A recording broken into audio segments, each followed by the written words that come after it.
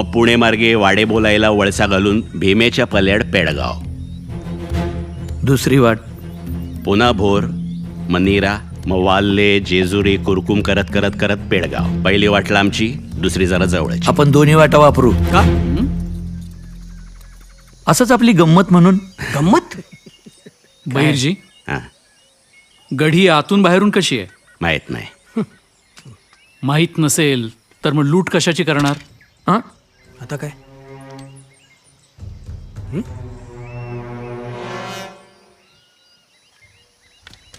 काय झालं? लूट नक्की कधी, कशाची, कुणी करायची, कुठून करायची? आंबीरराव, काय झालंय नक्की? योग्य वेळ आल्यावर समजेलच की. हे काय होतं? ही अजून एक गंमत होती. या सगळ्याचा अर्थ आम्ही काय घ्यायचा आंबीरराव? माफ करा मोरोपंत,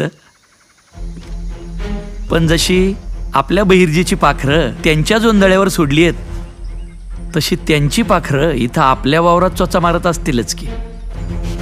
आलं ध्यानात. तुम्ही गोफण फिरवायला घ्या, मी पाखरत दाण्यावर बसवतो. येतो. नाईक, ती कापड काढा आधी. सारखा हात तलवारीवर जातोय. बाहेर संताजी धनाजी आलते अंगावर. बघू की जरा अनाजी पंत. सगळं तुम्हीच तर बघताय. पण तुम्ही नीट बघू कुठं देताय?